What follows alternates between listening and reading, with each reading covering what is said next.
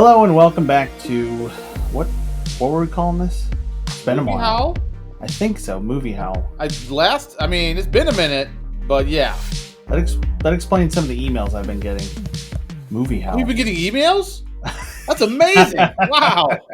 We should take a hiatus more often. Yeah, so it's been like 6 weeks or more, like two. Too long. I want to say it's not 2 months, but it feels like 2 months. Yeah. So this time we're deciding to come back. We've talked before about switching things up, and I think we will this year, but we decided to come back with our Eternals review since it's now available to stream, and neither of us felt like going to watch it in a theater in person. Nuh-uh. So, do we want to start off with... Oh, and by the way, I'm Ryan, joined as always by my eternal co-host, Joe. You know what? That's not okay. That's not an okay thing. I mean, you'll all realize here in a bit why that's... But whatever. I went with eclectic maybe, or I don't know. Smelly. Anything, basically, besides that. But we... let's... I guess we'll talk high level and then get into like details and spoilers, kind of like we tend to do.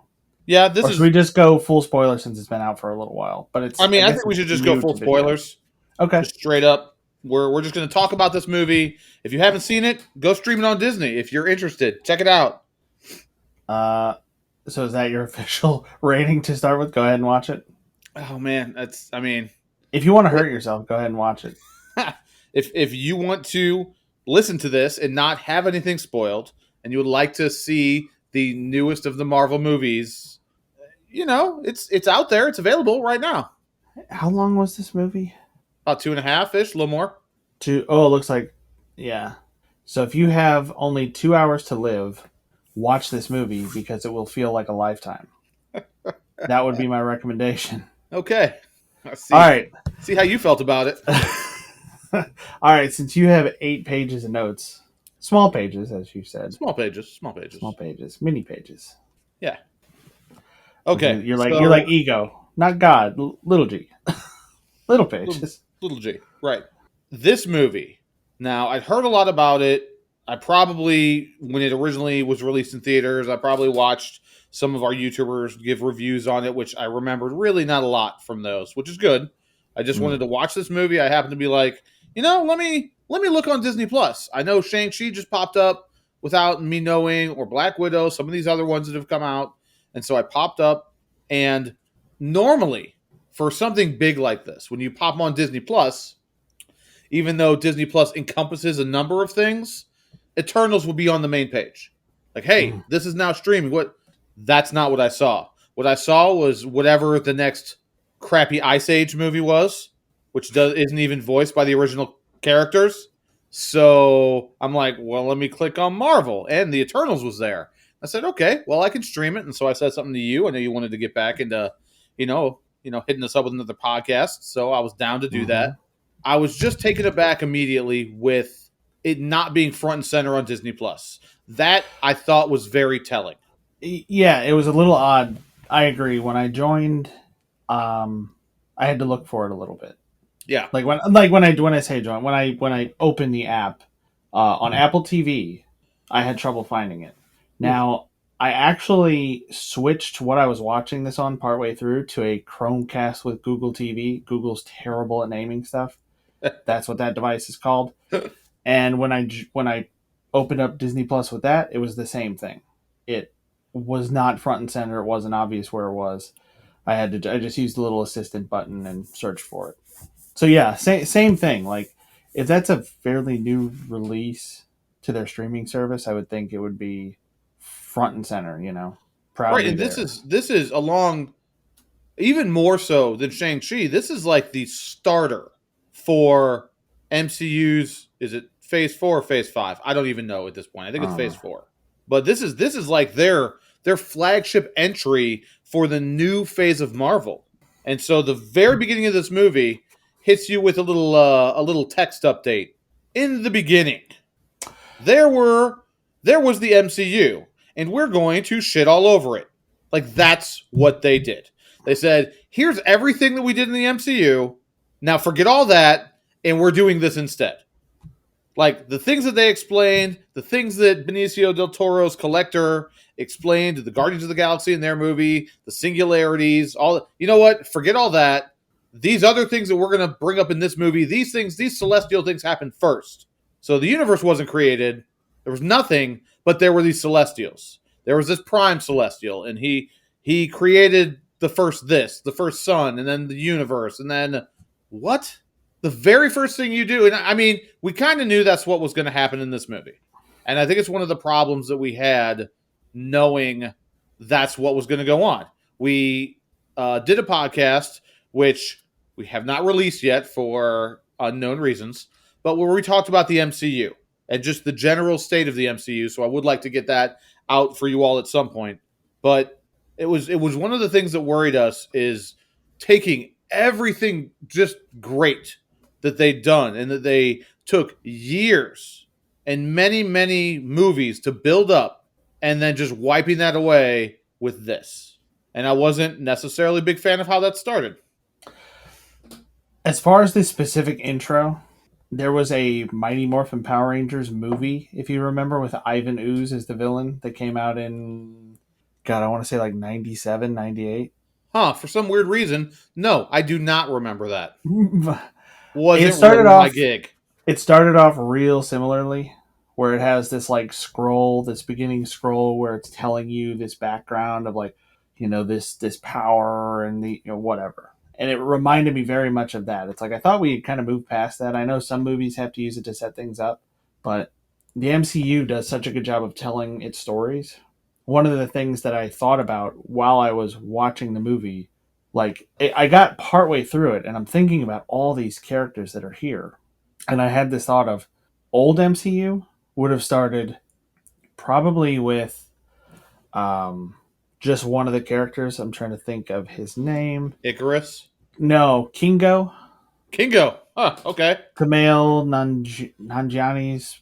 I've never actually said that name out loud before, but his No, right? character, because he has that thing with his valet, who thought he was a vampire because he didn't age and tried to stake him and all that stuff. And that's kind of a funny story, and that would have made a really interesting movie on its own of him in this story and him being this like star and coming up and pretending to be his own son and grandson and whatever else, Yeah. and then revealing towards the end of that there's a bigger world. Then you have like Icarus fly in and be like, we're shit's hitting the fan, and then you have the other movies of what's going on, or maybe the Icarus showing up thing that happened in this movie could have been the end credit scene, and then you would have had movies, maybe one or two others from other perspectives before you have like the big team up for these guys. So it'd be almost like an Avengers event, but not the same, like not with the Avengers, just their thing that forms them as a team, because there are so many characters here and there's so much lore and backstory.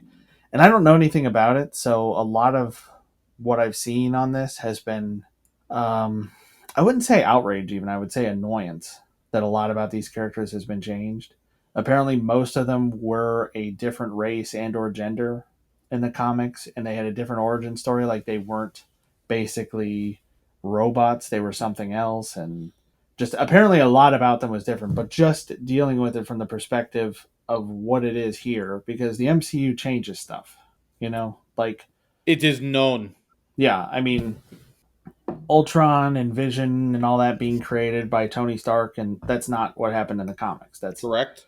like a lot of that stuff has changed, so I'm not too bothered by it. But they tried to force so much into this movie that it just really didn't work. And I was a half an hour into it, and I was like hitting the thing to like show me the progress bar on it, and be like, "Oh my god, I feel like I've been watching this for hours." Like I it felt just the same dragged. way with that. Without doing it, just like I paused it to get up and get another drink or something, and I'm like, it's been on for a minute, and I looked and I'm like, wait, is there an hour and 45? There's 2 hours left in this? What? And it was just like, are you for really? I I agree with you in the fact that what Marvel has done in the past, the setting up characters to build up to a team, the whole Avengers thing, works well for them. I Mm-hmm. do not to take away from the fact that it should be possible to just do what they did in this movie, to just bring a group together and tell that group's story. There were things in this movie, whereas I didn't like it as a whole movie, and there's plenty of issues that I take with it. There were things in this movie that I did enjoy, and we will get into those. Certain aspects of it, certain characters, different things that happened that I enjoyed. But it should not be impossible if you do not want to take the amount of time and money that it would take to set up all these things independently and then bring them together in the Eternals movie the way the Avengers did it. Yeah, and I'm not even saying that each character would need their own movie. More that they could have had one movie, and the reason I picked that Kingo character is because he was like very well established in the like in society. His story could be all about discovering who he is and the lore and all that stuff. And then the next movie could be, I mean, some of the Eternals were traveling together and doing stuff together. So it could be more of like going to collect them and getting them like two at a time or whatever. But yeah, they just tried to do too much.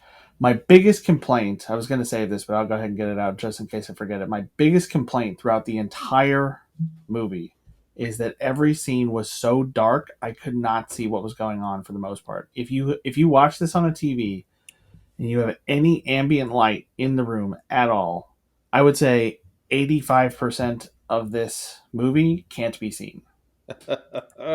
Did you have a similar issue? That's actually why I switched devices. Like I unplugged the Apple TV, grabbed the Chromecast off another TV and plugged it in, thinking like maybe it's something with the way it's handling HDR or whatever that it's making everything so dark. But no, every scene is shot in like total darkness. It's um, terrible. I didn't have quite the issue because I watched it last night and I had all the lights off. I just had the movie on. But it's super But dark. it is super dark. And it's, I think, one of the reasons, besides the comedy aspect, why Thor Love and Thunder did well, why some of the Guardians movies do well, because they're more colorful. They're not just this monotone dark on top of dark on top of dark for every scene. Oh, they go from one place to another. And in the first place, it's nighttime. And in the next place, it's overcast. And, then they're in a building and it's dark. And so, yeah, there were some scenes that weren't like that, some outdoor stuff, I guess. But yeah, a lot of it was pretty dark. But I did not necessarily have that issue, but just based on how I watched it. Mm-hmm. But that's a thing with Hollywood. I feel like sometimes I question, is my TV settings, are they correct?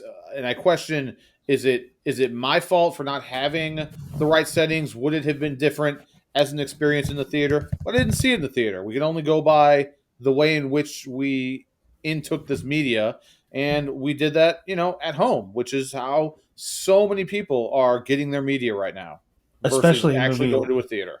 Yes, and based on the box office numbers that have been published, that's how most people viewed this one too. I would assume, it's it, you know, Okay, so speaking of like speaking for of a Marvel movie, just not great box yeah, office numbers. Like not what they're used to getting. Even during a pandemic, like we saw, Marvel and Disney were coming out and saying it's the pandemic. That's why our viewership in the theaters is down. And then Spider-Man came out and kind of blew that story out of the water. It's like no, it's because this movie's maybe not worth seeing in theaters. Like maybe it actually deserves the really bad critic and audience score that it had on Rotten Tomato, or at least a bad critic score. Maybe the audience score is better. I don't look at Rotten Tomatoes. I don't care. None of that.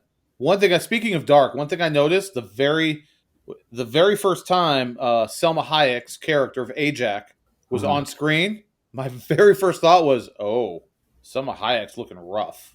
I I wasn't 100% sure that it was her at first, with Right? like that with the headdress on and everything, but she sounds rough. Now, it could have been something that they did on purpose with Hmm. a little bit of makeup and things because even right now, actresses like that still look pretty good. But both her and Angelina Jolie looking rough. Although I will say, Angelina Jolie, as far as actors in this movie, was one of the standouts. I agree. Angelina Jolie's had like just because of all the procedures she's had done looks very odd. Yeah, agreed. which works for a lot of roles, and I think it's something that actually worked in her favor here. Because I agree, I really did like her character and her performance. It wasn't overused. Like she was a super powerful character, and they found a way to give her a vulnerability that felt organic and real, and it also hinted at something else that was coming Yep. later. I think they did a really good job with that. I love stuff where they foreshadow something. I just love when they actually pay something off. I've been talking to Kim about that, about Vikings. I've been finishing up the last couple seasons of Vikings that I never watched, and there are these points where there'll be this little tidbit that somebody says in like season 2, and then in season 5 it comes back to it. It's like that thing happens in a way that you didn't expect it to. Like I love that stuff. Like a couple things like that have happened, or these really clever choices have happened, and I just love the attention to detail Yeah, on that when they sort of do a thing. callback, like when a comedian does that, they'll reference something early on in their show, and then they'll hit a They'll end callback on note it. with it later in the show, and it really helps connect the audience to what's going on. And Mm-hmm. I agree with that in this. There was some good stuff in this. The way they portrayed her character, very I liked it a lot. Very well done. There were Now, there were two that were really strange to me though. There was Thena, not Athena, but Thena, right? saying that she's always wanted to fight Icarus. Yeah. There's a point where they're in conflict, and he's like, you've never had to fight me, and she's like, but I've always wanted to. And I got that that was kind of a playful thing, because they were the two most powerful from what I could tell. But then when Two he's of the fighting, three. yeah, but then when he's fighting, oh my God, what is his name? The Fastos. Fastos, yeah. And wasn't that the same guy who was the orderly who was handing the documents to um the fuck was his name? The To dude in Arthur. joke. What? Yeah, the orderly who was handing the documents to Arthur Fleck in Joker. Wasn't that Oh, the same guy? it might have been. I didn't look that up, but certainly possible. And I'm pretty sure he was the same guy who was in Godzilla versus Kong. Like the conspiracy guy who like knew what was going on and wound up going with them to find like Mecha Godzilla or whatever was going on in that movie. Oh, yeah, I think so. I think you're right with I think that. it's the same dude. The whole time I was like, is this guy an Eternal? Like he went from being this like Yes, yes, he side is. See, character to being one of the main guys. Like, and he did really well. I liked his character too, for the most I part. did. There was some. Again, one of the things I wrote down in this was that I thought he wasn't a major character, wasn't anything huge, but he had a nice small like a redemption arc, you could say, just a little bit of it in this, and that was kind of nice. I Yeah, thought that was a fun little thing. but the weird thing with him, why I brought him up, is he has this moment with Icarus on the beach where he's saying like, "I always wanted to clip your wings," or how whatever he says, something like that. Yeah, And they've never hinted through this whole 35-hour movie, what it felt like to me, that there was any animosity between those two. Because Icarus, the entire movie, unless he's with Cersei, is like a Terminator. He's just totally serious the whole time. yeah. Like no emotion, no nothing. I mean, the fight scenes are boring because he comes in. It's like they took everything bad from the Zack Snyder Superman movie and we're like, let's do it again, but make it worse because we'll most of the time just have him fly in totally straight and rigid and vertical the way a kid would play with a Superman doll and just shoot laser beams. Yeah, it. Oh, the action. None of the action compelled me. Almost No, none of it.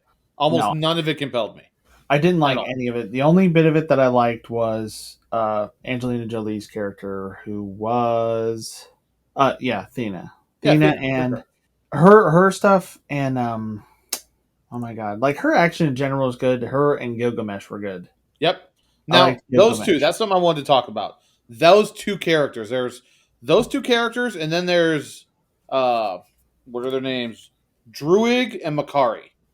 Both Hmm. those two sets of characters had little things going on with them and little scenes in the movie that I really enjoyed. I really enjoyed those four characters. And those were not the four main characters. The main No, characters, you've got Icarus, you've got Sprite, you've got Cersei. Like those are the main characters of this. And even Ajax to a lesser degree because she was like the leader of all of them. I cared not a lick about any of them, with the possible exception of Sprite. I thought there were some interesting things. I thought that actress, apparently her name is Leah McHugh. I thought she did a decent job of Yeah. that, which is a hard thing to do, to play a role where you're portraying somebody in a child's facade, even though As an you're adult. thousands and thousands of years old. Yes, it's almost like Five in Umbrella Academy. Yes. Like he was really good. Like I even had my parents watch an episode or two of that. I was like, all right, this show's really weird, but everybody I've shown it to likes it. So I showed it to them and they came away saying the same thing everybody else did. Like the kid that played Five is amazing. Like that Yes. kid is Like so good. she was not as good in this as he was in that, But she was decent. She but was a she lot was better decent. than I And would have expected. I appreciated that character, kind of where it went. I liked all that. I thought that was okay. Um, One of the things I want to talk about in this, and I want to talk about it now because it happens early on in the movie. So first of all, and I didn't know this from any of the previews, Kit Harington is in this movie. Yeah. So two people from Game of Thrones Yeah. are in this. One starring, one not. But besides that, there's a scene where him and Cersei and Sprite they're walking along after a party at nighttime, and there's a reintroduction of the deviants. Mm-hmm. Now, one of the things I hate, I literally can't stand when movies do this, is they set up rules in their movies and then break them. Now, I didn't realize this till watching it the second time, but they broke their own rule of the movie. Later on in the movie, they talk about deviants. They attacked humans. That's why they were there. They were there to kill humans. They didn't specifically go after the Eternals and fight them. They just wanted to eat people. Like that was their goal. Their animalistic goal was to eat people. But in this scene I'm referring to, she tells Sprite to keep him safe, and she goes running away, and this deviant chases her. She had no idea that would happen. In her 7,000 years of experience, that deviant is there to attack him. It's there to eat that human being, not go after her. Huh. You're right. I did not notice that. That yeah. And they That literally she refer to should it have later in the gotten movie. him. Yeah, yeah. Wow. I the first thing that happened, like the first time you see that deviant show up, he's standing there or like floating, whatever. He's got his Right, face out pops of the his head up out water. of the water. There's a dog eating out of a pizza box under a Yeah, pier, I was like, oh no, bridge. he's gonna eat the dog from Frasier. Oh, I was That's gonna say he's what gonna that eat dog looks Benji. like. Look like Benji. Yeah, it's like, oh no, he's gonna eat this dog, and then he didn't, and I was like, all right, good guy, deviant. There's something going on here. And to be fair, there was something going on there. Yeah, More than you realize at that time. But yeah, that part right there, the two of them go running away, her and Sprite, and leave him. And Sprite goes and takes off after Cersei because the monster, it follows her away. But she hmm had no way of knowing that it would chase her. And totally. I can't stand that. And they established it later in the movie that the deviants were there for the people and that they just had to show up to save the people. That's why they were there. Yeah, The Eternals were there to save the people. And it's a whole part of the story, and we'll get into that and what I thought about it and this whole thing. But that movies don't do that. Could you not do that? Could you not set up rules in your own world, whatever it is, and then just say, you know what, screw it, we're going to do whatever we want because we want this certain thing to happen in this scene. No, don't do that because it then makes whatever you did in that scene dumb. It doesn't make sense because of what you've already established. Which, hmm. to their credit, I guess, they had not established that with the audience at that point. But later on in the movie, they do establish it. And so you think back on that scene and you're like, well, that doesn't make sense. So, whatever. That was just one of the many gripes that I had. So, what are your other gripes? I'm interested to hear Ah. since we're on this, because mine were really mostly about like inconsistencies. Just not a ton of them. Bad storytelling, bad writing, or seemingly bad writing. Um, I guess I'll go ahead and get into mine. Uh, but you're on a roll, so I wanted to just let you go. I mean, whatever. But Doesn't matter to me. like my problem was they were trying to tell the story through these flashbacks to like scenes where they were sometimes they're living among humans, sometimes they're fighting these creatures, and it'll just go from modern day to 5,000 years ago Mesopotamia, and then 2,500 years ago in wherever it was.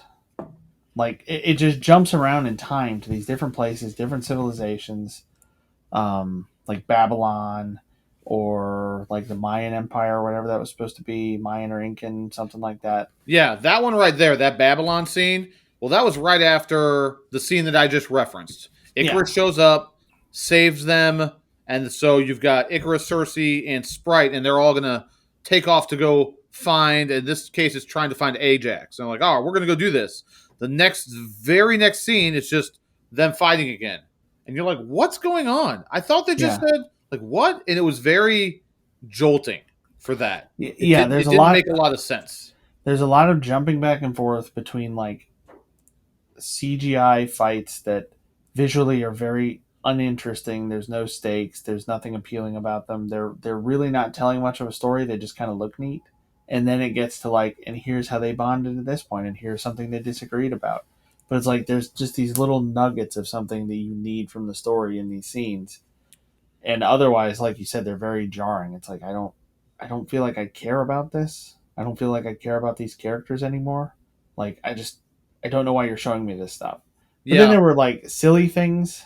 Like one of the silly things was when they're in Druig's town, Cersei falls into a pond, this little pond in the middle, yeah, and she goes like way deep underwater. And the deviant dives in after her, and she touches it and turns it into a tree, and it's sticking out of the water. And then she's standing there in like yep. ankle high water. I'm wearing boots right now because I was outside earlier, like Squire type boots or Western type boots, whatever you want to call them. And Come on, kick that your leg up. water, Show the audience. Kick it up there. new that that water she was standing in was probably about as high as the cuff of my boot. Right? That's about it. Like it was not.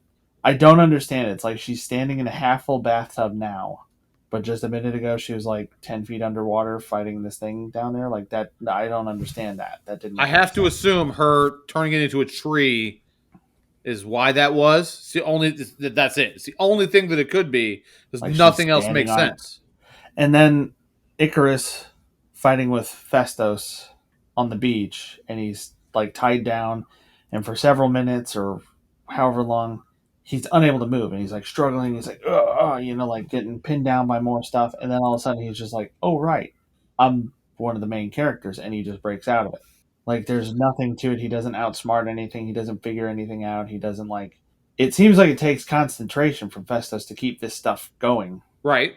and he doesn't like do anything to break his concentration. Like if it was a Spider-Man movie, he would have been like screwing with him to like upset him and like have him drop his concentration for a second, then he would escape. But with this, he's just like, oh yeah, I forgot I'm super. Yeah, it was. I did feel that that was one of those moments. I would agree. That was something I wrote down. One of the things that I realized in this movie, as far as you want to talk about a gripe, is I know that they had to, and I don't know if this is because of any of the Eternals comics. I know literally zero about them. Same. But maybe the love story between Icarus and Cersei, maybe that was in the comics, and so that's why it's in here. Those two had literally zero chemistry. It was terrible, and I bought it not even a little bit. Same. And Same. I on never top bought of any of that, it. I thought it was in extraordinarily poor taste to throw in a sex scene in an MCU movie. Completely unnecessary at all. At all. Not okay. They didn't need it, You especially know what? when the chemistry between those two was so abysmal. I didn't even think about it. Yeah, I didn't like even think about it because it seems so different. Going back to your point earlier with the collector, this seems so unlike any MCU movie we've seen. right, Like honestly, what this feels like is one of those movies that comes out every once in a while from like Sony or whoever. That's like it's based on a young adult fiction novel, and it's this dystopian world. And what it's like the same thing you always get, but it just is a forgettable, generic sci-fi action thing that everybody's going to forget. It's going to get hyped. Everybody's going to like it's the kind of thing where in the trailers they're like, it's the next whatever they want to compare themselves to, and uh it's huh, not. That's what this felt like, and it does feel incompatible with the lore from the other ones because they do show the Celestials in the MCU films earlier. The Yeah, collector, when he's talking about it, like the Celestials are the ones that wield the Infinity Stones. yeah. But That's who it showed standing on a planet. yeah, And he said so it mowed down people like wheat in a field. And then Star Lord was peeing a little bit. A little bit of pee was coming out of him at that moment. but yeah, Like they don't explain like it doesn't make any sense. Why would the Celestials be standing on a planet when they're so big that like just air they mets come or whatever out is of a planet. yeah, they an egg like a planet is basically an egg for them. They just pop Yes, out. Like yes, none of that stuff makes any sense. Like it seems completely incompatible in terms of the lore. yeah. Except the one point that they made that I thought was really good was like the people of this planet brought half the universe back. Ajax saying that, like that's why I've changed my mind. That's why I want to save these people. Like that actually makes a lot of sense. It's like I can't believe I'm saying that about this movie, but that makes a lot of sense. No, there were some things in this movie that did. There are some things in this movie that I thought were a little bit well written, were a little bit okay. But you're right. When you talk about this movie, and I felt that too. I felt like if you were to take it's like the movie that Disney just put out, Cruella de Vil. Went and saw that, and I hated it. And I hated it because Cruella de Vil is one of the most evil characters in Disney cartoon villainy. She wants to kill puppies and turn them into a coat. That's about as evil as it gets. And yet you're giving us this backstory, and she can be kind of a sympathetic character, and they end up changing it a little bit, so she's not at the end of the movie, she's not going to turn into the Cruella de Vil that we know from Mm-hmm. it. But I don't need that. If you just took away her name out of that movie and it was just the movie that you gave me with a couple of these strong female characters, and one's the matriarch and she's in charge of everything, but she's bad, and this up and comer who's trying to overtake her. That was an okay movie. But because of the name recognition with it, this is the same thing. Take the MCU out of it, and it's exactly what you said. It's just like any other young adult fiction kind of a thing. There's a little bit of a love story. There are a couple different ones actually throughout it. And it's just forgettable. The action that you should be making it on the action. And the only action that I liked throughout the entire thing was with Thena and Gilgamesh. That's it. That was all Mm-hmm. of it. Yeah, and the reason I kind of hesitated earlier and then added Gilgamesh in when I was talking about that was because not all of either of their combat was good. I more liked it when it was Gilgamesh trying to just control her and keep her from like freaking out and killing everybody. Yeah, that. But I also didn't totally understand the nature of their relationship. I think it's just that they were friends, and he's like, she's my bro, and we've been together for thousands of years, and I just want to keep her safe and not have to put her through this stuff because she then says to Cersei later, like, you protect what you love. Like, if you love something, you protect it. It's supernatural, and that's what he did for her. Yeah. So I didn't get the feeling that it was a romantic relationship. Did you? Yeah, more of brother and sister. Like I love her. Yeah. Like Right. you love your sister or you love your brother. Yeah. Doesn't mean you want to take windy walks or go on moonlight strolls, but you still love them. I mean, and that's Right. that's how that is. I felt like it was a little bit of a friend zone kind of an issue. Like she not because that's what she did to him, but because she was unconcerned with those things. She wasn't concerned about having any sort of romantic relationship, but he loved her anyways. Hmm. And he loved her in the way that it's un- unconditional, actual true unconditional love. Meaning I don't need you to do anything for me for my feelings to be this for you. But Hmm. their dynamic was amazing. I really enjoyed that in this movie, and I enjoyed his character immensely. I mean, I hope this isn't overtly racist of me, but the whole time I have to separate this isn't Wong. It just reminds me so much of Wong because Yeah. he's big. They have similar features, similar. Only Wong I don't think is as muscular as he Hmm. was. This guy was kind of jacked a little bit, like his arms Yeah. were big. And Well, okay, I would, I speaking would, of that, I would agree with you, but only like as the first time you see him. The very first time I saw him from a distance, you're right. The build, like the facial structure, yeah, generally, the length of his hair, everything, very much like Wong. And I was like, "Is that Wong in armor?" And then I had to think, like, "Oh no, no, they're there's another guy in this who, in the trailer, the first time I saw him, I thought was Wong as well. It's Right. Don Lee. It's Don Lee, and when they start showing him like close up, it's like, yeah, he looks nothing like Wong at all. But Absolutely. at a distance, when they're moving around, they have similar features and they have a very similar build in their body. And I was like, oh yeah, they're both tank types. Like when Okay, so that's how I thought yeah, of them. They're like they're yeah, both they like are. They're both tank types. You're they're the right. tank archetype of character. But speaking of being jacked, apparently Kumal Nanjiani, however you Oh my pronounce it, god, I'm sure yeah. I'm Did you pushing see it. his arms? Yeah, apparently he got like really jacked for this movie and didn't get like a shirtless scene like Chris Pratt did in the Guardians movie. So Right. he got a little bit ripped off with that. But that was one of the things I thought was an interesting thing with his character. When they did that Bollywood stuff, when they go to find him and they do the whole dance number, I thought it was an interesting way to introduce some of that world, because it's a whole thing. It's so much bigger than most Americans, I think, realize that Bollywood stuff. It's huge Hmm. over there, Yeah, because and it's a country with like 1.4 billion people or oh, it's whatever it is now. ridiculous. Oh, it really is. But I thought that was fun, and I really enjoyed the dynamic between him and his valet. Yes, I like Like that too. I like that a that lot. was super good. Yeah, I thought the valet was like, honestly, if it was me making it, because I have these like just these ideas that probably don't work, which means I should probably be a director or something. But my idea would be like have the movie be kind of about the valet or the valet to start with. Like have it be about him. Like he comes to work for this guy, this mysterious dude who's kind of like fun and weird, but also a little bit mysterious. And then you start to learn about him. And then the movie starts to shift focus to be the two of them. And that's how you introduce that character. Like that's how I would write that movie. But I Yeah, really liked him. I liked his perspective. I like where even when everything was going wrong, he's like, you've done so much for humanity over all these thousands of years. Like, thank you so much. It's been an honor. Like, I'll miss you all. yeah, that was. There were some good moments with him, and I love how they keep breaking his cameras and he keeps pulling out new ones. that okay, that scene when they go visit, they go to get Druig, Hmm. and they're in his little church, and it's just them, not any of Druig's people, just Druig and them, and they're talking, and he walks over to this guy who's the only human being there. Is like, you're gonna destroy yourselves, right?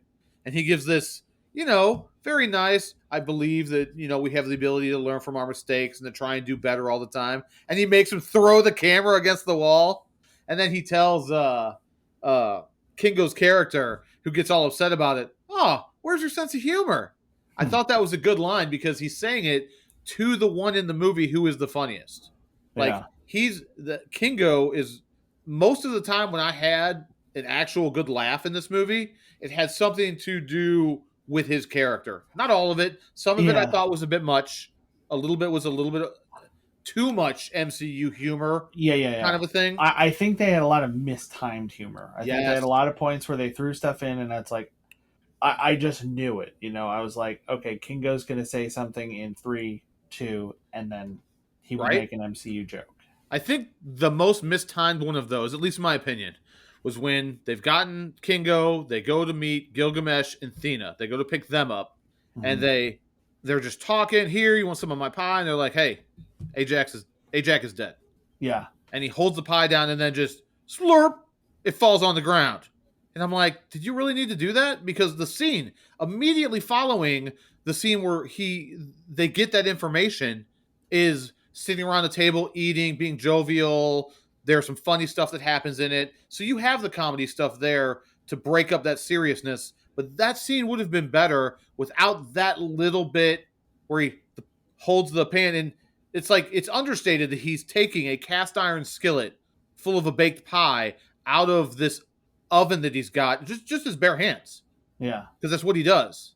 And then he's like crushing it up because he's grief stricken from the news of this loss. Right. But that little bit where it just blurp blurp falls on the ground, it's just ha ha ha.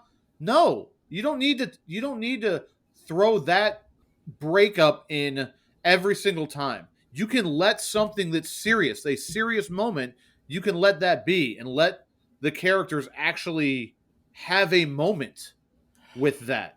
And they didn't I do it. thought, yeah, I thought it would have been better if he just like he was only a step away from the table. It would have made more sense for him to like stumble towards the table and put it down, and then like kind of turn and collapse into that chair, and have Yeah. the same scene, but head in his hands instead of like crushing up that pan. But yeah, I thought like yeah, we understand that he's super strong. If you wanted to show us that, like he, like you said, he's pulling his pan out with his bare hands. Um, So there were a couple scenes like that when some lines that came in, but there were other things that were fun and that were well timed. So there was both the good and the bad with it.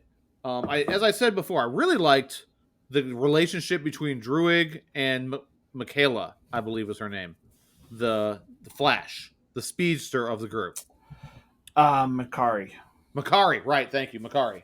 Yeah, because I realized about an hour and a half into this movie, I don't know anybody's name. Like, I cannot hold on to these names for some reason. Like, I can remember Icarus and Cersei, Yeah, because you and know that them was from other about it. like from other things. Like Yeah, I've heard Icarus. those You've names heard of before. Icarus before and Cersei from all the damn Game of Thrones we watch. Okay, I get that. But Yeah, like two of the boys, and then one of the names from Game of Thrones right? come back in this movie. Yeah, there's a lot of Game of Thrones stuff going on here. But the dynamic between those two, which was understated but nice. I really liked how I don't know if she was deaf, but she only communicated through sign language. Yeah, I wondered about that too because each of them, like, they're meant to be like perfect fighting machines, or they're meant to have a function, like to function as a Yes. team and have powers that are complementary. And I've seen, I don't remember the reviews. Like, I've watched some of these reviews, but I don't remember them enough to inform anything that I'm saying here. But one of the complaints that I do remember seeing from another YouTube channel that doesn't do straight reviews, they do more like opinion reactions, was just like, if they're like perfect fighting machines, why would one of them be deaf?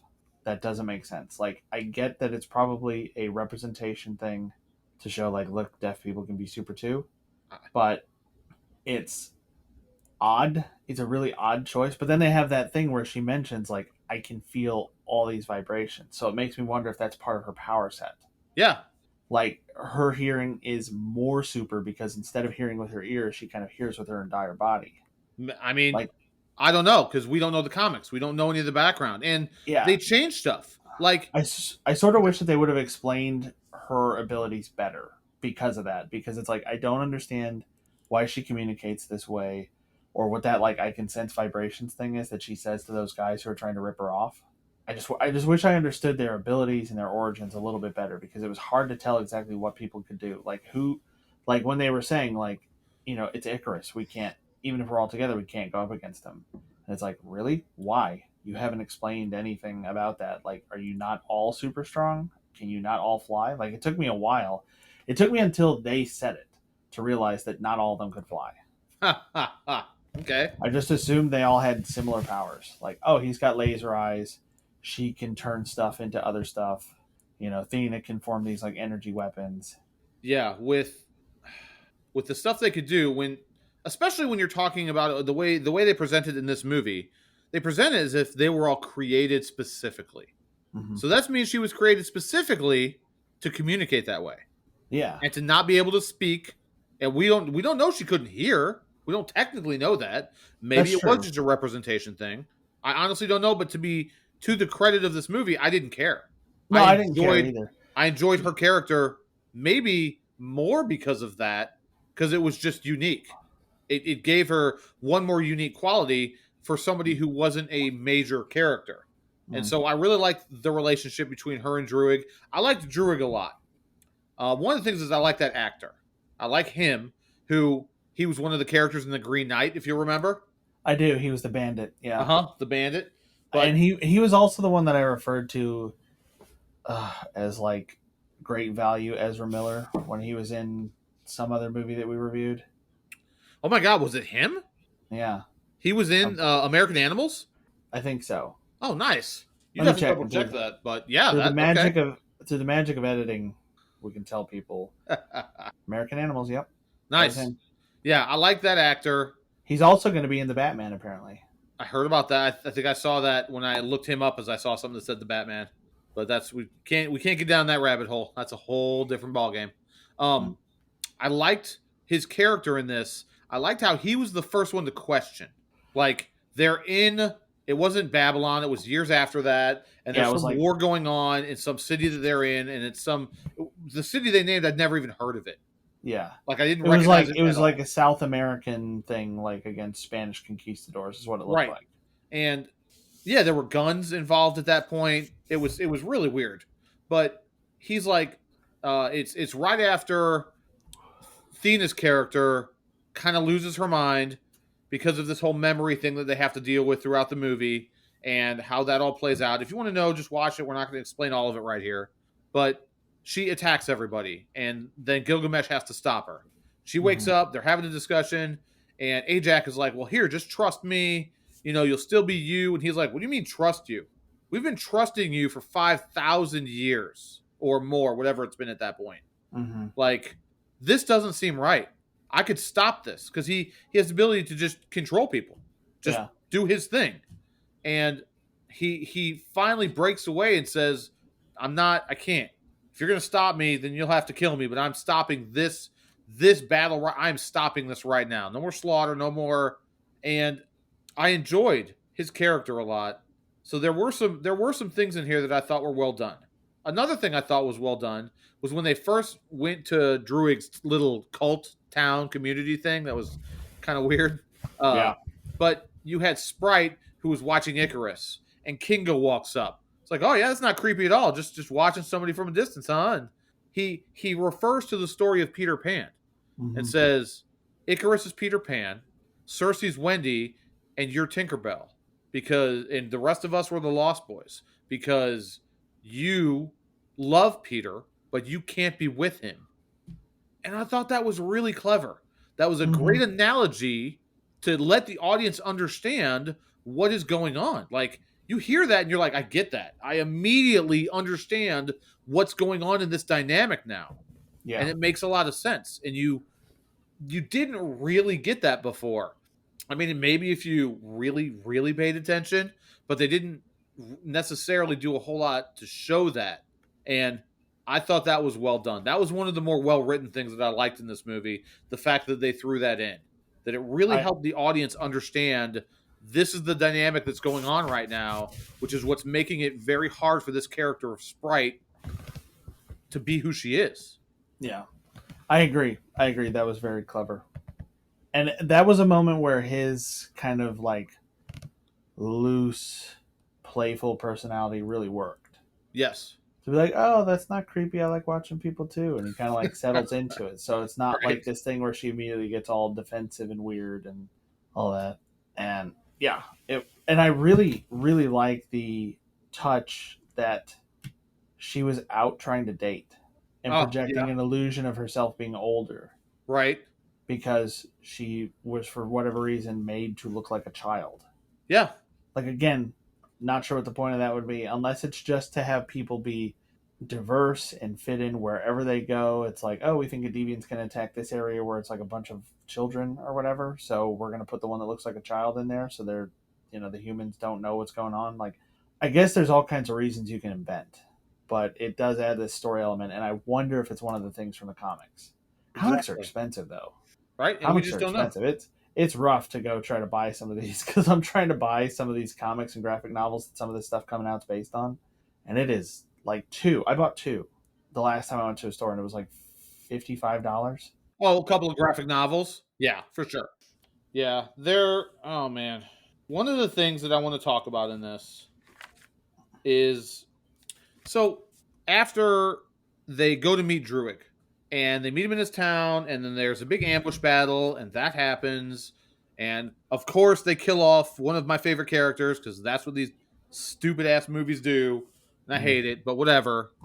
There's a conversation between Druig and Cersei where it's again one of the reasons I really like him as a character. He understands these people and he understands what's going on between the Eternals and the Deviants. And he says something to her about, well, yeah, but now they're us. It's like before they were just these mindless predators. Well, now they're not. Now they're more than that. So now it's them, and they're just trying to survive. That's all they're Yeah, doing. Is trying to survive as well. And that's what all these and I want to, segue that into my point of I think as I'm watching this, something that I thought about was either the writers of this movie or the comic itself, I'm not really sure, are extraordinarily arrogant in the fact that why is the human race so important that they can't allow this to happen? So what's going to happen is once there's enough people, I don't know why it is, but then the celestial can be born, and I guess killing all the people gives it like I don't know. Don't know how all that works. They don't explain it very well. I don't even care. But that the earth is basically expendable. And that's how celestials are born. But when they're born as part of the natural order of the universe, natural order of the universe, celestials are born and then they create their own universes, their own galaxies, and their own planets, just like Earth, with people. And they talk about creating billions of lives. When realistically, what they're talking about, how they refer to it, it's really like trillions of lives. Yeah. Who are we to say no, no, no? We're so important. We don't want to view ourselves as the cattle in this particular instance, which is what it is. We're cattle, and they're the thing that is eating the cattle. But we don't want to see ourselves that way, and it's Yeah. just an extremely arrogant viewpoint to base a movie on. That what maybe they'll explain it in the rest of the MCU, Phase 4, Phase 5, whatever we're in. Why is Earth so important? Why is Earth the one place where we can't allow this to happen in Earth? Because the humans, and well, they snapped everybody back. Well, yeah, they snapped everybody back because they wanted to regain the half of the population of the planet that we lost. But my impression was that was kind of their whole point. Ajax was like, they did that. Like Earth did that. Earth is special. There's something about them that's different. Whatever. They were able to do this thing that no other planet was able to come together and do. So their reward is we're going to let them live. Okay. But I did have that feeling like this is probably not a good thing. Like if everything they're saying actually works the way it does, because all the main celestial guy lied about was where they came from and why, like where they came from and why they were fighting, He didn't even which lie is, about that though. which is a Ajax lot. lied about that. Well, I guess that's true. It's a lot to, like when you think about it, it's a lot to lie about, but it's also not, because like the whole nature of the universe is still the same. Yeah. Creating like celestials, creating everything, creating life, creating stars and planets and galaxies. It's all the same. The only difference is the deviants are my fuck up, not something that's just there. And yes, you're still supposed to protect everything, and I just didn't tell you that it's because there's a celestial being born inside that planet. Like that's the only Yeah, but thing that Ajax knew changes. that. She knew why Yeah. they were there. And okay, one of the things I thought, I don't know if you felt this. Did you get Lion King vibes? Did you get Mufasa vibes when he was saying that? How Yes, a the little bit. universe, it's all a constant energy transference, the creation and destruction of energy. It felt very Simba, come and sit by me and look upon our land.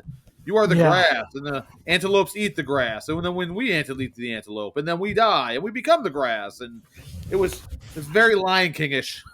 I totally get that. Yeah, that's fantastic. And I actually really like the scenes with that celestial. Like I like just seeing him. I like the way they portrayed him with that huge scale and everything. I like the way it shows him like getting near Earth. Ashrin, Ashrin? Arishin. I'm sorry, Arishin. Yeah, whatever. I don't give a shit about him. But it was I did like You him. just said you did. How dare you? I like the visual of him. I like seeing him. I Yeah, like that the was way neat. it's like you see this light in the sky, then you see two more, then you see two more, and you realize it's his eyes. He's like somewhere near Earth, and he's so huge you can see his eyes through the sky in the daytime. Yeah, Like that was really cool. that And I was cool at also, the end. I did like that. yeah, I really like the visuals, the voice, the way they portrayed him and made him seem like this huge force of nature. That was really good. Which I mean, And he the and way he they wasn't explain him in like, the movie, he is the force of nature. Like he's it. yeah, and he wasn't like twirling his mustache like, oh, we're going to take all life on Earth. It was like, yeah, this is what happens. Yeah. This is just an exchange. This is how it works. Like, Yep. so, but I guess part of it was that they were saying there might be a better way. And they wanted to put the new Celestial to sleep so they'd have time to figure something out, how to get him out of the Earth or get humans onto another planet. And then they just kill it. which I feel like is going to have big repercussions. Like it has Right? to. So many repercussions. Okay, so here's heavy spoilers. Here we go. So yeah, the Celestial's going to be born. They do some stuff and they kill it. I well, because that's what happens. Number one, Arishen calls her out and says, excuse me, that was not supposed to happen, and so I'm gonna judge this planet based on your memories. So the only thing I can hope, because it says at some point in the movie that she's addicted to her phone, all I can hope is that she stays off TikTok.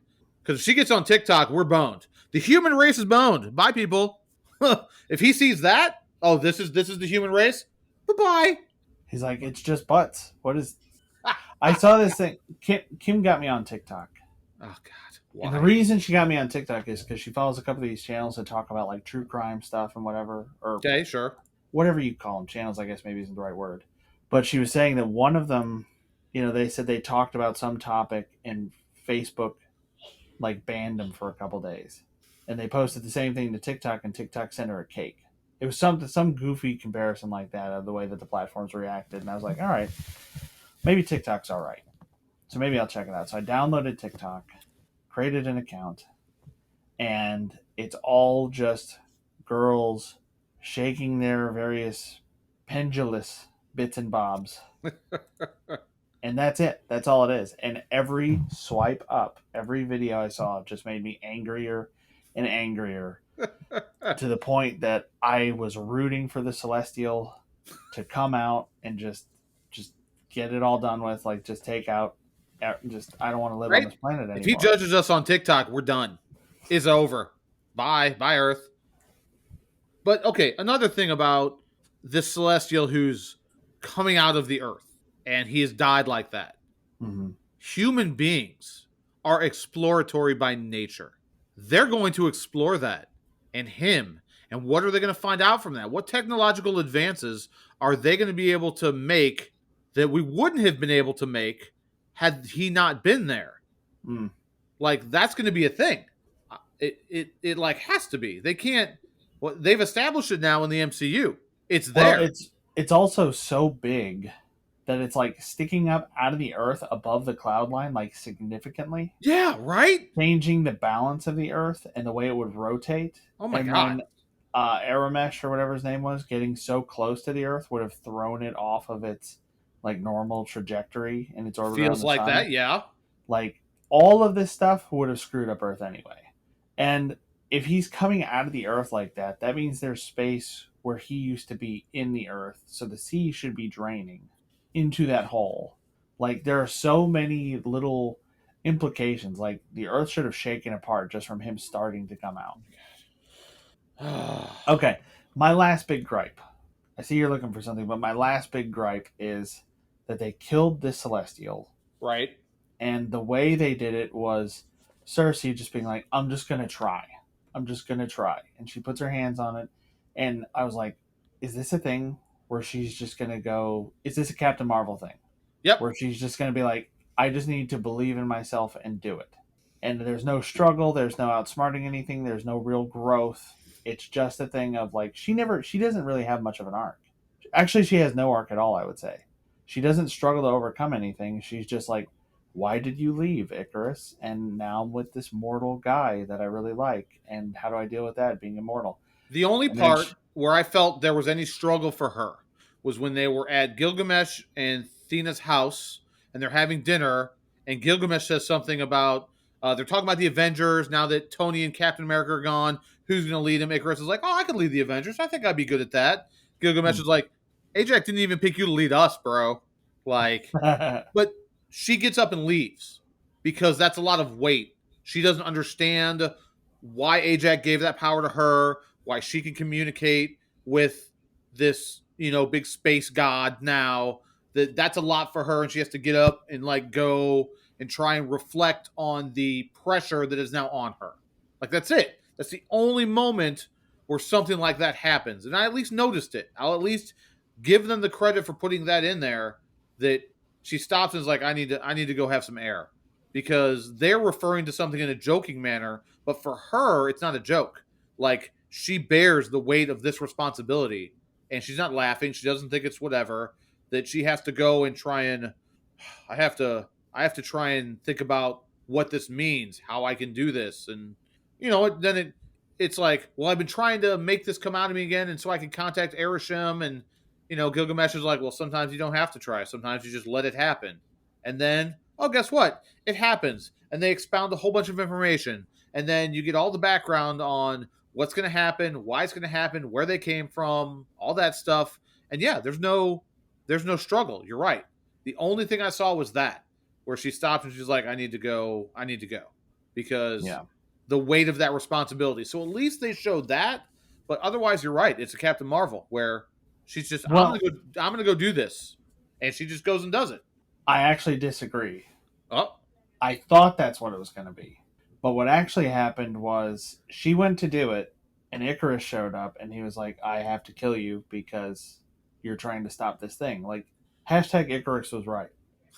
I And mean, not just for TikTok, but like he's right that, the people of this planet don't really outweigh the trillions and trillions of lives that would have right? been created by this thing. So I'm not saying that he's right morally or whatever, like just saying his logic was correct. Like Okay, he had a logical point. I'm just getting that out there for the audience that I'm not trying to make a judgment call on it. I'm just saying he had a valid point of view. She had a valid point of view. He got shows you. up. He's like, I have to do this. I've known about this all this time, and the only time that he had a good emotional scene was in the reveal that he's known what was going on, and he like gets teary and emotional, and he's like, I've known about this since Babylon. Like you can't imagine the weight of knowing that all of this is coming to an end for thousands of years and having to lie to all of you and go through all this stuff. Okay, I get But he that. goes to the killer, presumably, and he like his little, the little engine that run his eyes fails to turn over. Like they just go toot, toot, toot, and then they sputter out. I know Yeah. that he's just like starting to do it and that he's not, but in my mind, I was imagining like this is an old car that's having trouble starting up, and the lights just keep like flickering back out. The Um, back of his head, there's a crank. yeah, Just keep and turning it. but what really happened was they all connected to each other and then to the Celestial, right? And that's Right. what gave her the power to do it. So this wasn't Captain Marvel just being like, I need to believe in myself and then turning Super Saiyan. This was Iron Man getting hit by Thor's lightning bolt and going, well, what do you know about that? And Ha! using all that energy to blast back at Thor. Okay. Imagine if that's how the Avengers had ended. Tony Stark just goes, well, what do you know about that? Power at 400%. What do you know about that? And you just blast Loki, and that's the end of it. Okay. All right. That's how this ended. She accidentally got all this power and then did that. And the only thing that I could think of was you're all connected back up now, and you're supposed to be part of this uni mind. Like, why can't Druig put this thing to sleep now? He has the power you wanted to have to begin with. Why can't he just do that? Like, I was thinking when they connected up again, like, okay, the Celestial doesn't have to die. But they killed it anyway. And if it Yep. was part of the Unimind, then it killed itself in a way. I. I mean, Like, it's really strange. it is. It's a really weird way to end it. It is. And it's just a really odd sequence of things to happen for her to not like struggle for it. It's just kind of this like weird stroke of luck that they're like, oh, I wondered how we survived this over and over. Right. We connect to that thing for its power. I did really enjoy how Kingo's character stuck by his guns throughout the whole thing. That he was like, "No, I agree with Icarus." Yet when it came time at the end, he didn't. He neither went to help Icarus nor stop them from what they were doing. He's just Mm. like, "I'm going to walk away because I can't. I'm not going to use any of my powers to hurt you all, but I'm not going to go help him either. I'm not going to help you guys. I'm not going to help him." But I think he's right, and he's stuck by that. I Mm-hmm. think Arisham, I still trust him. I still trust that us letting this happen, letting the Celestial be born to create hundreds of their own planets, trillions of lives, that's the natural order of things. That's the way it's supposed to be. Yeah. Even with all of everything that he's been through with humans. And you Right. might even argue he's been through the most. He does seem the Just most connected to human society. Like he absolutely. even has that moment where Icarus comes to get him, where he's like, "All these people are depending on me. Like we're making Yeah, this movie." 100%. Which I thought that was good. Like he walks out and he's like looking at these people the way if you're an employer. and you're in charge of hundreds of people in a company, if you walk away, you understand that they all lose their jobs Hmm. and their way of life, and that affects them and their families, and that affects a lot of people. And that was a decent moment. But then his valet comes in and he quotes him the line from his second of his trilogy of movies, and it was just that valet was great. That guy was so good. I He was. really hope he comes back. I do too. That was a fun character.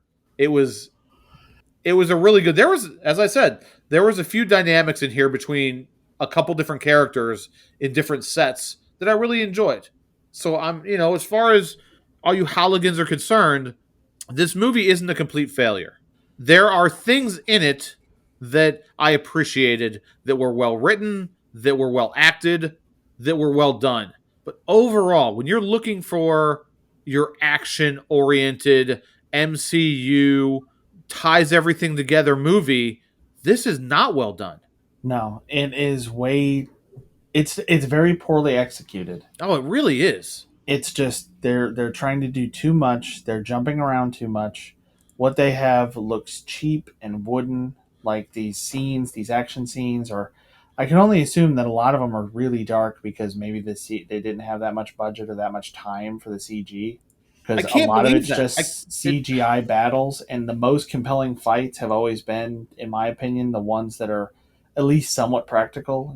Captain America, Civil War, stuff like that, where you have some of Uh-huh. the hand to hand stuff at least. Yeah. But when it's all just CG, and like I said, it looks like Zack Snyder's Superman or Man of Steel or whatever that movie was called, where it's like you could just take two action figures and bang them together, and it looks like the same thing because it's all just a dark, blurry CG mess.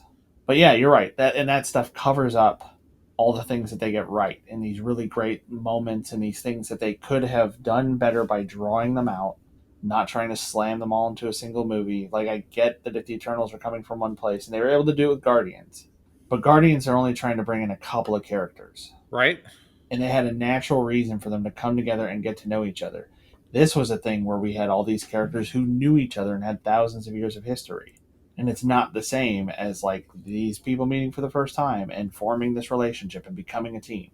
I don't know if it's the writing or if Chloe Zhao did something because I've heard some people kind of critical of her. She has a writing credit, but she was also the director. So I don't know if maybe it's just a mismatch between the way it was written and the way it was directed. I don't know. I don't know if she might not be she might have not have done an MCU film before. Who knows? I mean, Well, I say who knows. A lot of people no, probably no, wouldn't know. she hasn't. That's one of the things I do remember, that her directing credits are minimal for Oh my having god, been given something like this. she directed Nomadland. Yep, I did not realize that because I didn't sure look at that. did. The bucket, that was all her. Oh my god. Oh Okay, my god. so I can say this about the movie. At least the culmination of this movie wasn't a big CGI battle between the Eternals and Disposable Army X. It That's a good wasn't point. that. Although I will say the conclusion of the whole Deviants arc was entirely anticlimactic.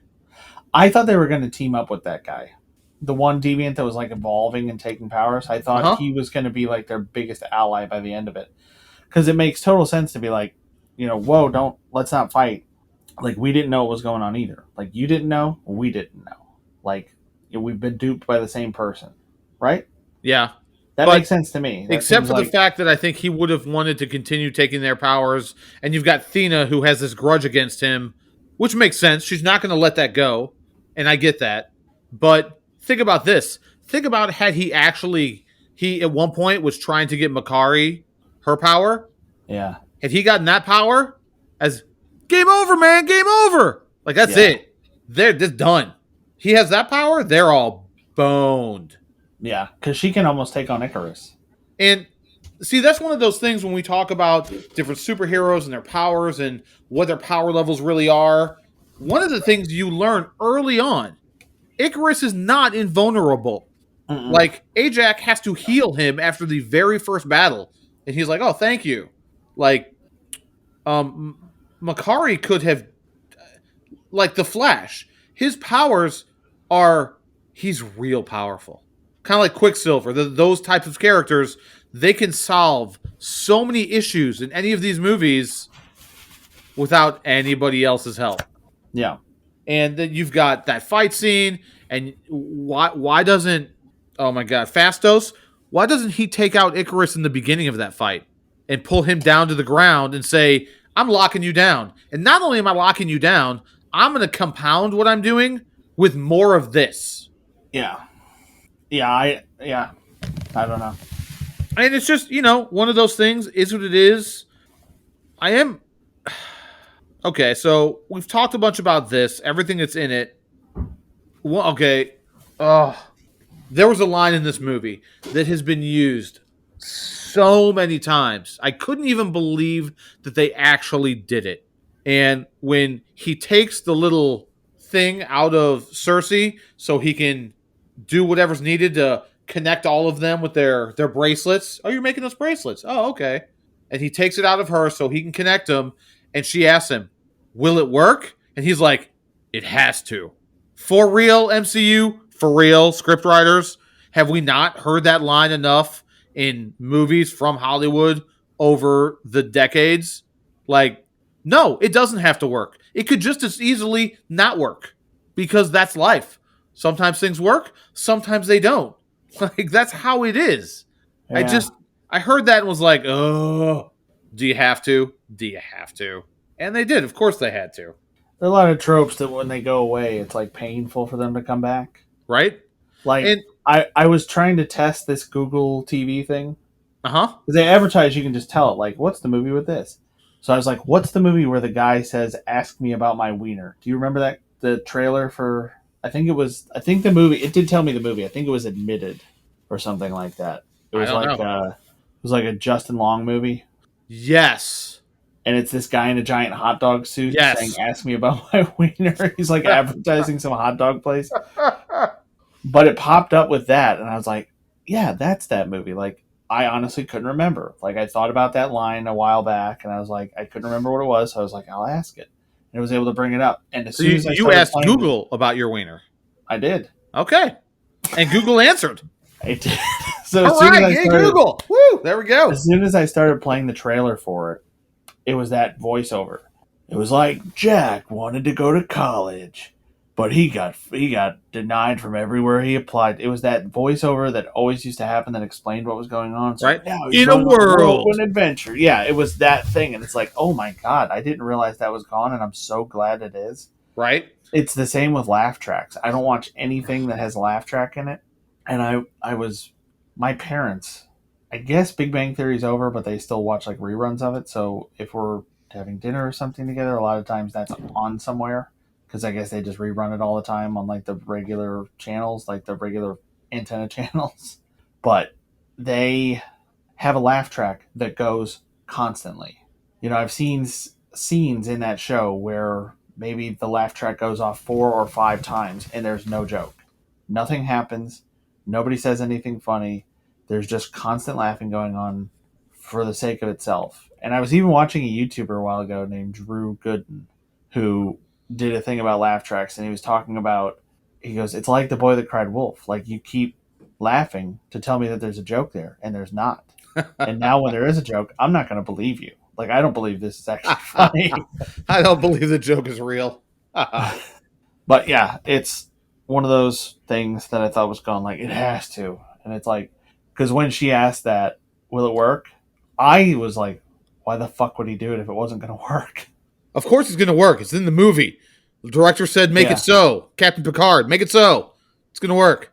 Ugh, it was so annoying. All right. There's one thing I want to bring up in this that relates to other MCU things that we've seen recently. It's a trend.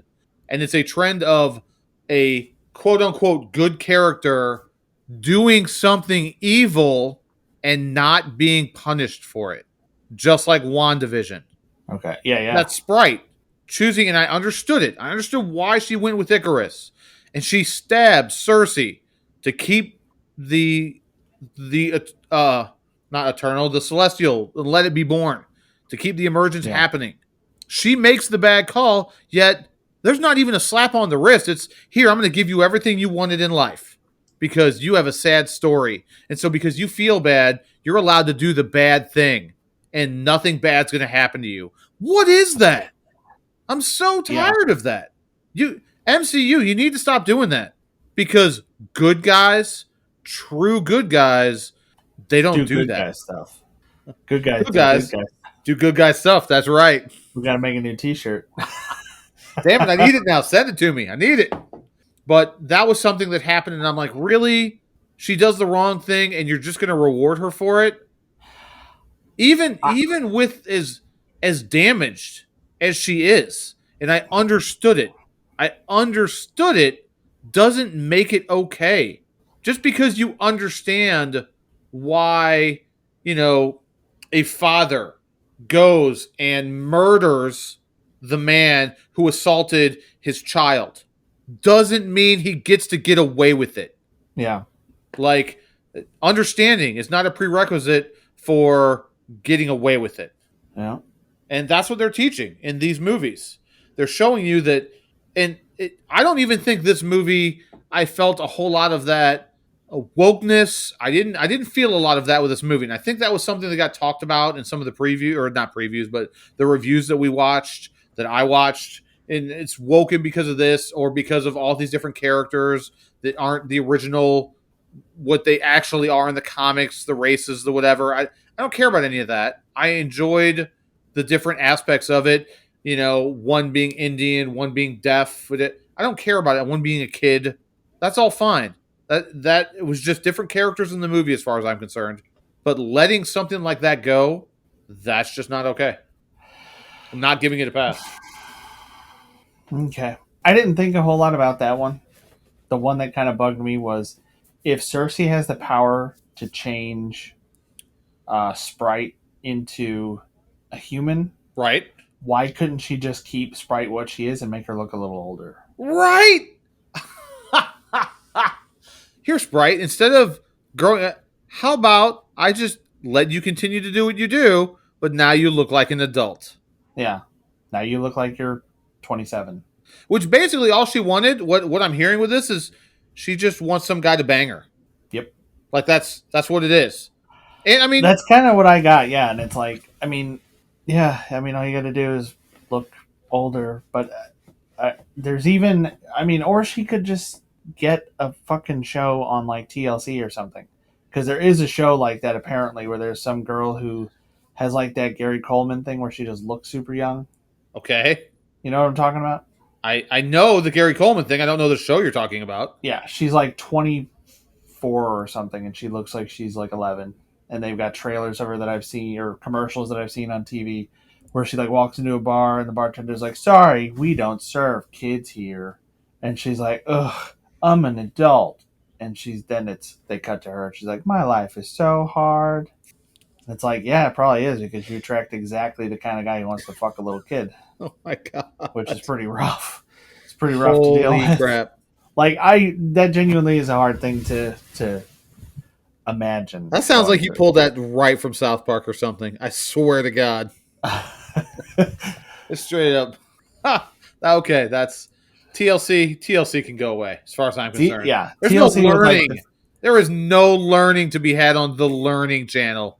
Screw you guys. is that what TLC stands for? Yeah, the Learning Channel. I genuinely didn't know. Yep. It's like the 1,000 Pound Sisters, 90 Day Fiance, and this. There's like the guy who was born tragically without a neck on 90 Day Fiance, who's in all the memes and stuff. There's It's the like sisters, and then there's like MTV. this now. You used to. I don't know if any of you millennials or Gen Z know this. MTV used to play music videos. They used to have music. That's not what they do anymore. Like you don't learn anything on the Learning Channel. You get dumber, but that's about it. Yeah, The when you're dumbing tired of down channel is TikTok. what they should call that now. Oh, okay. I used to watch. I remember when MTV2 had music. Still, I'm that old. And you're still kind of a youngin' compared to some of us. Yeah, I don't think I've ever. I don't think I can remember ever actually seeing music consistently playing on MTV. I can. I'm pretty sure MTV was always just like, I don't know, really awful shows in like a No, little studio it audience, wasn't. and There was a point where they only played music videos and Beavis and Butthead. oh yeah, Beavis and Butthead. Yeah, Oh yeah, Yeah, yeah. Okay, so we've talked about most of this movie. Did you We're watch an the hour and a end? half in. Yeah, did you watch the end stuff? I did. The mid credits and the end credits? Yes. Do you understand the relevance of both of those?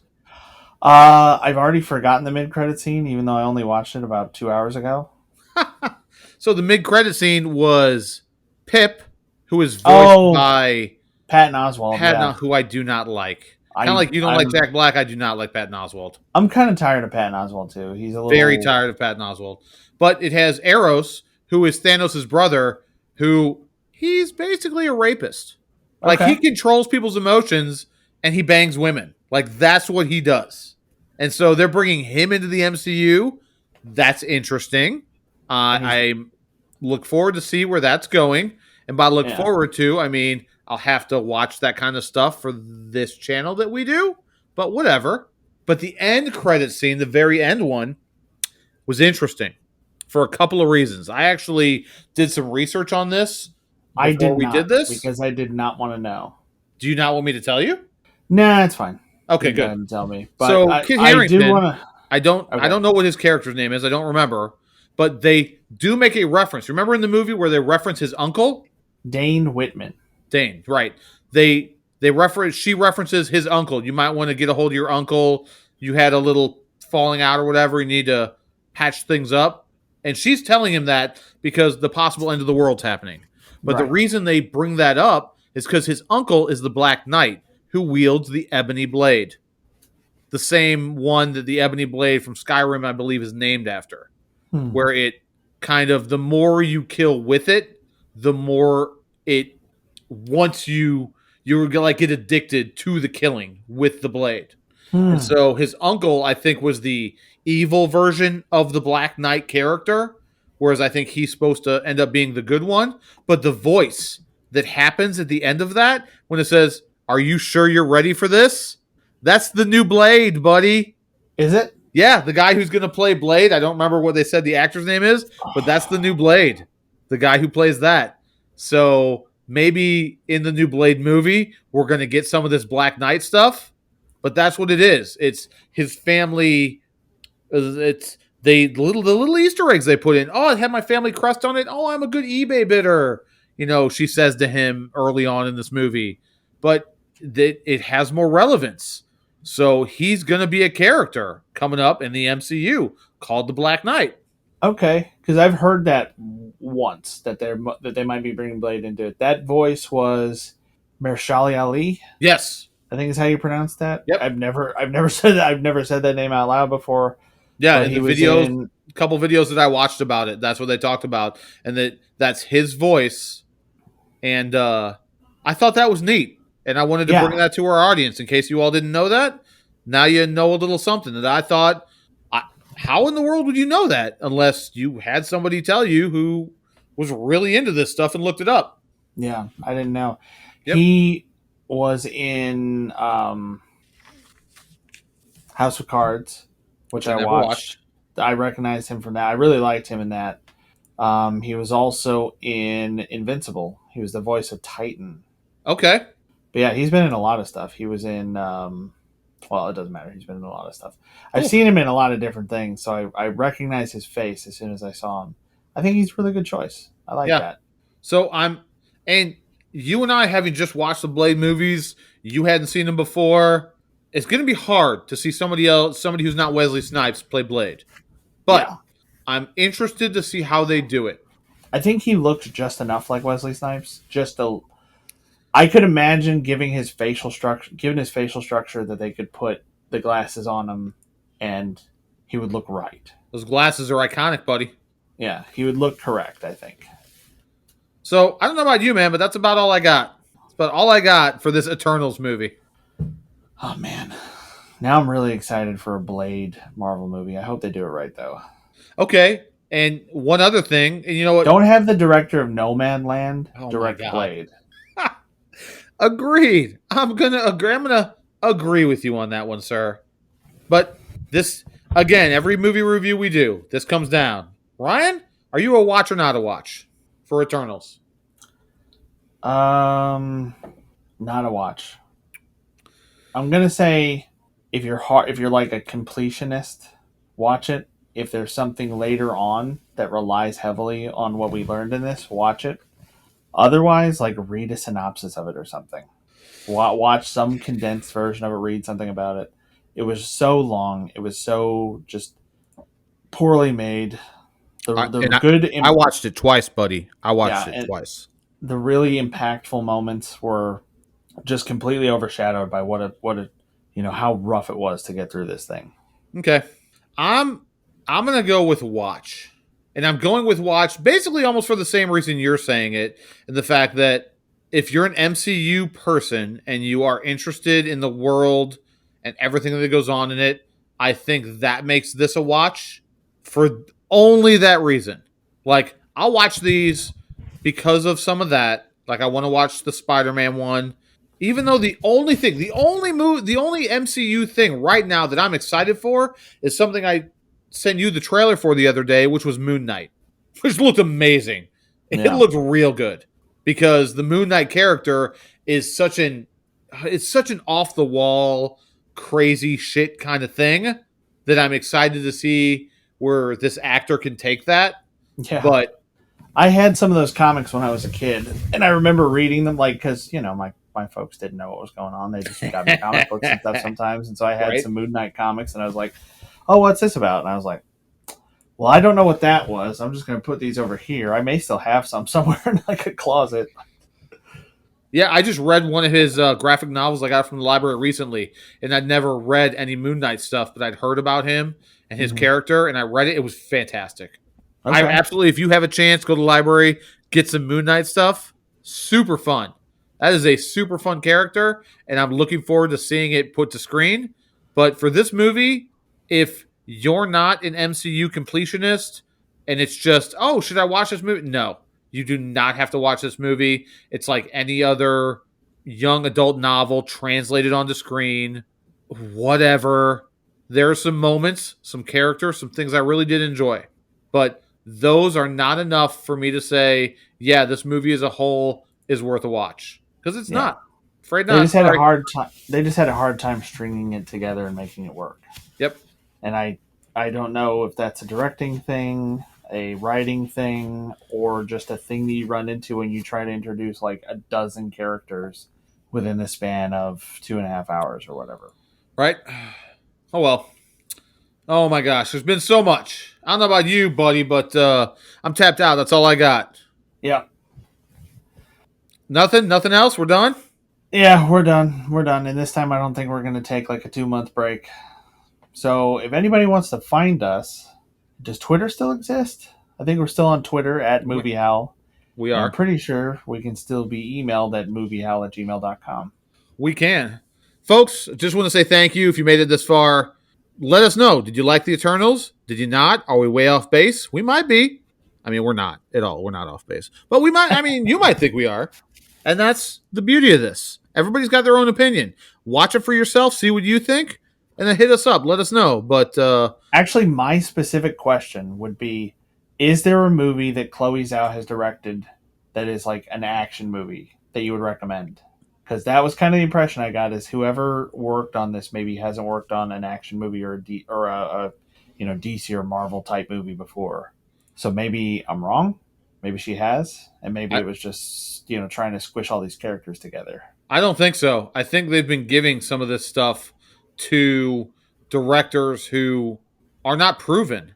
And Yeah, that's they do. starting to Well, show up in some of this. I think I mean, Nomadland was very well made. It's just what it was. It how do I put this? It was absolutely terrible. It was a really well made, very interesting, like visually interesting movie about basically nothing. I mean, but not like in the good way. Like Jerry Seinfeld was a show about nothing. Nothing. That's great. I could go and rewatch all of that, and it was fantastic. Nomadland was not that. No. So I don't know. That's all right, folks. Thank you, Holligans, once again for listening to Ryan and I drone on about a movie, talking about what we liked, what we didn't like, and I could be wrong, but you got anything else? No, that's it. Tapped out. Sweet. He's been Ryan. I've been Joe. And Holligans, we are out. Peace.